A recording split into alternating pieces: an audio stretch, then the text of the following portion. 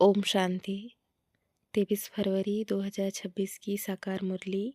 मीठे बच्चे, यह संगम युग है, चढ़ती कला का युग। इसमें सभी का भला होता है, इसलिए कहा जाता चढ़ती कला तेरे भाने सर्व का भला। आज का प्रश्न बाबा पूछते हैं। बाबा सभी ब्राह्मण बच्चों को बहुत बहुत बधाइयाँ देते हैं, क्यों? उत्तर में बाबा कहते, क्योंकि बाबा कहते तुम मेरे बच्चे मनुष्य से देवता बनते हो, तुम अभी रावण की जंजीरों से छूटते हो, तुम स्वर्ग की रजाई पाते हो, पास विद ऑनर बनते हो, मैं नहीं। इसलिए बाबा तुम्हें बहुत बहुत बधाइयाँ देते हैं। तुम आत्माएं पतंग हो, तुम्हारी डोर मेरे हाथ में है, मैं तुम्हें स्वर्ग का मालिक बनाता हूँ। गीत। आखिर वह दिन आया आज। ओम शांति। यह अमर कथा कौन सुना रहे हैं? अमर कथा कहो, सत्यनारायण की कथा कहो व तिजरी की कथा कहो, तीनों मुख्य है। अभी तुम किसके सामने बैठे हो और कौन तुमको सुना रहे हैं? सत्संग तो इसने भी बहुत किए हैं। किसने? ब्रह्मा बाबा ने। वहाँ तो सब मनुष्य देखने में आते हैं, कहेंगे फलाना सन्यासी कथा सुनाते हैं, शिवानंद सुनाते हैं। भारत में तो ढेर सत्संग है, गली गली में सत्संग है। माताएं भी पुस्तक उठाए बैठ सत्संग करती हैं, तो वहाँ मनुष्य को देखना पड़ता है। लेकिन यहाँ तो वंडरफुल बात है, तुम्हारी बुद्धि में कौन है? परमात्मा। तुम कहते हो अभी बाबा सामने आया हुआ है। निराकार बाबा हमको पढ़ाते हैं। मनुष्य कहेंगे वह ईश्वर तो नाम रूप से न्यारा है। बाप समझाते हैं कि नाम रूप से न्यारी कोई चीज़ है नहीं। तुम बच्चे जानते हो यहाँ कोई भी साकार मनुष्य नहीं पढ़ाते हैं, और कहाँ भी जाओ सारी वर्ल्ड में साकार ही पढ़ाते हैं। यहाँ तो सुप्रीम बाप है, जिसको निराकार गॉड फादर कहा जाता है, वह निराकार साकार में बैठ पढ़ाते हैं। यह बिल्कुल नई बात हुई। जन्म बाई जन्म तुम सुनते आए हो, यह फलाना पंडित है, गुरु है, ढेर के ढेर नाम है। भारत तो बहुत बड़ा है, जो भी कुछ सिखाते हैं समझाते हैं वह मनुष्य ही है। मनुष्य ही शिष्य बने हुए हैं। अनेक प्रकार के मनुष्य हैं। फलाना सुनाते हैं, हमेशा शरीर का नाम लिया जाता है। भक्ति मार्ग में निराकार को बुलाते हैं कि हे पतित पावन आओ, वही आकर बच्चों को समझाते हैं। तुम बच्चे जानते हो कि कल्प कल्प सारी दुनिया जो पतित बन जाती है, उनको पावन करने वाला एक ही निराकार बाप है। तुम यहाँ जो बैठे हो, तुम्हारे में भी कोई कच्चे हैं, कोई पक्के हैं, क्योंकि आधा कल्प तुम देह अभिमानी बने हो। अब देही अभिमानी इस जन्म में बनना है। तुम्हारी देह में रहने वाली जो आत्मा है, उनको परमात्मा बैठ समझाते हैं। आत्मा ही संस्कार ले जाती है। आत्मा कहती है ऑर्गन द्वारा कि मैं फलाना हूँ, परंतु आत्माभिमानी तो कोई है नहीं। बाप समझाते हैं जो इस भारत में सूर्यवंशी चंद्रवंशी थे, वही इस समय आकर ब्राह्मण बनेंगे, फिर देवता बनेंगे। मनुष्य देही अभिमानी रहने के आदती है, देही अभिमानी रहना भूल जाते हैं। इसलिए बाप घड़ी घड़ी कहते हैं देही अभिमानी बनो। आत्मा ही भिन्न भिन्न चोला लेकर पाट बजाती है। यह है उनके ऑर्गन्स। अब बाप बच्चों को कहते हैं मन मना भाव। बाकी सिर्फ गीता पढ़ने से कोई राजे भागे थोड़ी मिल सकता है। तुमको इस समय त्रिकालदर्शी बनाया जाता है। रात दिन का फर्क हो गया है। बाप समझाते हैं मैं तुमको राजयोग सिखाता हूँ। श्री कृष्ण तो सतयुग का प्रिंस है।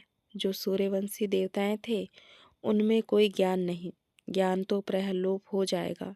ज्ञान है ही सदगति के लिए। सतयुग में दुर्गति में कोई होता ही नहीं। वह है ही सतयुग। अभी है कलयुग। भारत में पहले सूर्यवंशी 8 जन्म, फिर चंद्रवंशी 12 जन्म। यह एक जन्म अभी तुम्हारा सबसे अच्छा जन्म है। कौन सा जन्म? संगम युग का। तुम हो प्रजा पिता ब्रह्मा मुख वंशावली। यह है सर्वोत्तम धर्म। देवता धर्म सर्वोत्तम धर्म नहीं कहेंगे। ब्राह्मण धर्म सबसे उच्च है। देवताएं तो प्रलब्ध भोगते हैं। आजकल बहुत सोशल वर्क है, तुम्हारी है रूहानी सर्विस, वह है जिस्मानी सेवा करना। रूहानी सर्विस एक ही बार होती है। आगे यहाँ सोशल वर्कर आदि नहीं थे। राजा रानी राज्य करते थे। सतयुग में देवी देवता थे। तुम ही पूज्य थे, फिर पुजारी बने। लक्ष्मी नारायण दोपहर में जब वाम मार्ग में जाते हैं तो मंदिर बनाते हैं। पहले पहले शिव का बनाते हैं। वह है सर्व का सदगति दाता, तो उनकी जरूर पूजा होनी चाहिए। शिव बाबा ने ही आत्माओं को निराकारी बनाया था ना। फिर होती है देवताओं की पूजा। तुम ही पूज्य थे, फिर पुजारी बने। बाबा ने समझाया है, चक्र को याद करते रहो। सीढ़ी उतरते उतरते एकदम पट पर आकर पड़े हो। अब तुम्हारी चढ़ती कला है। कहते हैं चढ़ती कला तेरे भाने सर्व का भला। सारी दुनिया के मनुष्य मात्र की अब चढ़ती कला करता हूँ। पतित पावन आकर सबको पावन बनाते हैं। जब सतयुग था तो चढ़ती कला थी और बाकी सब आत्माएं मुक्ति धाम में थी। बाप बैठ समझाते हैं, मीठे मीठे बच्चों, मेरा जन्म भारत में ही होता है। शिव बाबा आया था, गाया हुआ है, अब फिर आया हुआ है। इसको कहा जाता है राजस्व अश्वमेध अविनाशी रुद्र ज्ञान यज्ञ। स्वराज्य पाने के लिए यज्ञ रचा हुआ है।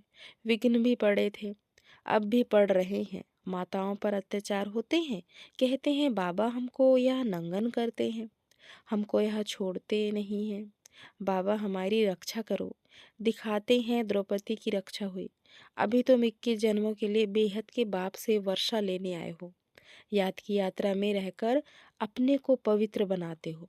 फिर विकार में गए तो खल्लास, एकदम गिर पड़ेंगे। इसलिए बाप कहते हैं पवित्र जरूर रहना है। जो कल्प पहले बने थे वही पवित्रता की प्रतिज्ञा करके फिर कोई पवित्र रह सकते हैं, कोई नहीं रह सकते हैं। मुख्य बात है याद की। याद करेंगे, पवित्र रहेंगे और सुदर्शन चक्र फिराते रहेंगे तो फिर उच्च पद पाएंगे। विष्णु के 2 रूप राज्य करते हैं ना, परंतु विष्णु को जो शाक चक्र दे दिया है वह देवताओं को नहीं था, लक्ष्मी नारायण को भी नहीं था। विष्णु तो सूक्ष्म वतन में रहते हैं, उनको चक्र के नॉलेज की दरकार नहीं है। वहाँ मूवी चलती है। अभी तुम जानते हो कि हम शांति धाम के रहने वाले हैं। वह है निराकारी दुनिया। अब आत्मा क्या चीज है वह भी मनुष्य मात्र नहीं जानते। कह देते आत्मा सो परमात्मा। आत्मा के लिए कहते हैं एक चमकता हुआ सितारा है जो भ्रुकुटी के बीच रहता है। इन आंखों से देख ना सके, भल कोई कितना भी कोशिश करे, शीशे आदि में बंद करके रखे कि देखे कि आत्मा निकलती कैसी है। कोशिश करते हैं परंतु किसी को भी पता नहीं पड़ता है आत्मा क्या चीज़ है, कैसे निकलती है। बाकी इतना कहते हैं आत्मा स्टार मिसल है, दिव्य दृष्टि बिगैर उसको देखा नहीं जाता। भक्ति मार्ग में बहुतों को साक्षात्कार होता है। लिखा हुआ है अर्जुन को साक्षात्कार हुआ, अखंड ज्योति है। अर्जुन ने कहा हम सहन नहीं कर सकते हैं। बाप समझाते हैं इतना तेजोमय आदि कुछ है नहीं। जैसे आत्मा आकाश शरीर में प्रवेश करती है पता थोड़ी ही पड़ता है। अब तुम भी जानते हो कि बाबा कैसे प्रवेश कर बोलते हैं। आत्मा आकर बोलती है। यह भी ड्रामा में सारी नूत है, इसमें कोई के ताकत की बात नहीं। आत्मा कोई शरीर छोड़ जाती नहीं है, यह साक्षात्कार की बात है। वंडरफुल बात है ना। बाप कहते हैं मैं भी साधारण तन में आता हूँ। आत्मा को बुलाते हैं ना, आगे आत्माओं को बुलाकर उनसे पूछते भी थे। अभी तो तमो प्रधान बन गए हैं ना। बाप आते ही हैं इसलिए कि हम जाकर पतितों को पावन बनाए। कहते भी हैं 84 जन्म, तो समझना चाहिए कि जो पहले आए हैं उन्होंने ही जरूर 84 जन्म लिए होंगे। वह तो लाखों वर्ष कह देते हैं। अब बाप समझाते हैं तुमको स्वर्ग में भेजा था, तुमने जाकर राज्य किया था। तुम भारतवासियों को स्वर्ग में भेजा था, राजयोग सिखाया था संगम पर। बाबा कहते हैं मैं कल्प के संगम युगे आता हूँ। गीता में फिर युगे युगे अक्षर लिख दिया है। अभी तुम जानते हो हम सीढ़ी कैसे उतरते हैं, फिर चढ़ते हैं। चढ़ती कला फिर उतरती कला। अभी यह संगम युग है, सर्व की चढ़ती कला का युग। सब चढ़ जाते हैं, सब ऊपर में जाएंगे, फिर तुम आएंगे स्वर्ग में पार्ट बजाने। सतयुग में दूसरा कोई धर्म नहीं था, उनको कहा जाता है वाइसलेस वर्ल्ड। फिर देवी देवताएं वाम मार्ग में जाकर सब विशेष होने लगते हैं, यथा राजा रानी तथा प्रजा। बाप समझाते हैं, हे भारतवासी, तुम वाइसलेस वर्ल्ड में थे, अब है विशेष वर्ल्ड। अनेक धर्म है, बाकी एक देवी देवता धर्म नहीं है। जरूर जब न हो तब तो फिर स्थापन हो। बाप कहते हैं, मैं ब्रह्मा द्वारा आकर आदि सनातन देवी देवता धर्म की स्थापना करता हूँ। यहाँ ही करेगा ना, सूक्ष्म वतन में तो नहीं करेंगे। लिखा हुआ है, ब्रह्मा द्वारा आदि सनातन देवी देवता धर्म की रचना रचते हैं। तुमको इस समय पावन नहीं कहेंगे, पावन बनने रहे हैं, पावन बन रहे हैं। टाइम तो लगता है ना। पतित से पावन कैसे बने, यह कोई भी शास्त्रों में नहीं है। वास्तव में महिमा तो एक बाप की है। उस बाप को भूलने के कारण ही अरफन बन पड़े हैं, लड़ते रहते हैं, फिर कहते हैं सब मिलकर एक कैसे हो। भाई भाई है ना। बाबा तो अनुभवी है, भक्ति भी इसने पूरी की है, सबसे अधिक गुरु किए हुए हैं। अब बाप कहते हैं, इन सबको छोड़ो, अब मैं तुमको मिला हुआ हूँ। स्वर का सदगति दाता एक सत श्री अकाल कहते हैं ना। अर्थ नहीं समझते, पढ़ते तो बहुत रहते हैं। बाप समझाते हैं, अभी सब पतित है, फिर पावन दुनिया बनेगी। भारत ही अविनाशी है, यह कोई को पता नहीं है। भारत का कभी विनाश नहीं होता है, न कभी प्रलय होती है।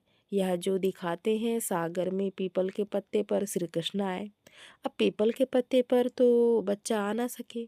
बाप समझाते हैं, तुम गर्भ से जन्म लेंगे बड़े आराम से, वहाँ गर्भ महल कहा जाता है, यह है गर्भ जेल।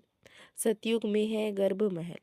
आत्मा को पहले से ही साक्षात्कार होता है, यह तन छोड़ दूसरा लेना है। वहाँ आत्माभिमानी रहते हैं। मनुष्य तो न रचयिता को न रचना के आदि मध्य अंत को जानते हैं।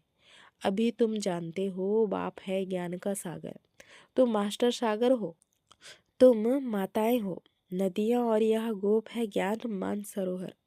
यह ज्ञान नदियाँ हैं, तुम हो सरोवर। प्रवृत्ति मार्ग चाहिए ना, तुम्हारा पवित्र गृहस्थ आश्रम था, अभी पतित है। बाप कहते हैं, यह सदैव याद रखो कि हम आत्मा हैं, एक बाप को याद करना है। बाबा ने फरमान दिया है, कोई भी देहधारी को याद ना करो। इन आँखों से जो कुछ देखते हो वह सब खत्म हो जाना है। इसलिए बाप कहते हैं, मन मना भाव मध्य जी भाव। इस कब्रिस्तान को भूलते जाओ। माया के तूफान तो बहुत आएंगे, इनसे डरना नहीं है। बहुत तूफान आएंगे, परंतु कर्म इंद्रियों से कर्म नहीं करना है। तूफान आते हैं तब जब तुम बाप को भूल जाते हो। यह याद की यात्रा एक ही बार होती है, वह है मृत्यु लोक की यात्राएं। अमर लोक की यात्रा यह है। तो अब बाप कहते हैं, कोई भी देहधारी को याद ना करो। बच्चे शिव जयंती की कितनी तारे भेजते हैं। बाप कहते हैं, तत्तम तुम बच्चों को भी बाप बधाइयाँ देते हैं। वास्तव में तुमको बधाइयाँ हो, क्योंकि मनुष्य से देवता तुम बनते हो। फिर जो पास विद ऑनर होगा उनको जास्ती मार्क और अच्छा नंबर मिलेगा। बाप तुमको बधाइयाँ देते हैं कि अब तुम रावण की जंजीरों से छूटते हो। सभी आत्माएं पतंगे हैं, सबकी रस्सी बाप के हाथ में है, वह सबको ले जाएंगे। सर्व की सदगति दाता है, परंतु तुम स्वर्ग की रजाई पाने के लिए पुरुषार्थ कर रहे हो। अच्छा याद प्यार लेते हैं। मीठे मीठे सिकल दे बच्चों प्रति माता पिता बाप दादा का याद प्यार और गुड मॉर्निंग। रूहानी बाप की रूहानी बच्चों को नमस्ते। हम रूहानी बच्चों की रूहानी माता पिता बाप दादा को याद प्यार और गुड मॉर्निंग, नमस्ते नमस्ते, शुक्रिया बाबा शुक्रिया। धारणा के लिए मुख्य सार। पहला पॉइंट, पास विद ऑनर होने के लिए एक बाप को याद करना है, किसी भी देहधारी को नहीं। इन आँखों से जो दिखाई देता है उसे देखते भी नहीं, देखना है। दूसरा पॉइंट, हम अमर लोक की यात्रा पर जा रहे हैं, इसलिए मृत्यु लोक का कुछ भी याद न रहे। इन कर्म इंद्रियों से कोई भी विकर्म ना हो, यह ध्यान रखना है। आज का वरदान है, अपने शिक्षा स्वरूप द्वारा शिक्षा देने वाले शिक्षा संपन्न योग्य शिक्षक भव। विस्तार है, योग्य शिक्षक उसे कहा जाता है जो अपने शिक्षक स्वरूप द्वारा शिक्षा दे, उनका स्वरूप ही शिक्षा संपन्न होगा। उनका देखना चलना भी किसी को शिक्षा देगा। जैसे साकार रूप में कदम कदम हर कर्म शिक्षक के रूप में प्रैक्टिकल में देखा, जिसको दूसरे शब्दों में चरित्र कहते हैं। किसी को वाणी द्वारा शिक्षा देना तो कॉमन बात है, लेकिन सभी अनुभव चाहते हैं, तो अपने श्रेष्ठ कर्म श्रेष्ठ संकल्प की शक्ति से अनुभव कराओ। स्लोगन: संकल्पों की सिद्धि प्राप्त करने के लिए आत्मशक्ति की उड़ान भरते चलो। अव्यक्ति सारे: एकता और विश्वास की विशेषता द्वारा सफलता संपन्न बनो। संगठन को एकता के सूत्र में पिरोने के लिए वाणी की शक्ति पर विशेष ध्यान दो। वाणी सदा निर्मल हो, कम बोलो, धीरे बोलो और मीठा बोलो। सम्मानजनक बोल ही बोलो। अभी तक साधारण बोल ज़्यादा है। अलौकिक बोल हो, फरिश्तों के बोल हो, हर बोल मधुर हो। अभी इस बात पर अंडरलाइन करो, तब प्रत्यक्षता होगी। अच्छा, शुक्रिया बाबा, शुक्रिया। ओम शांति।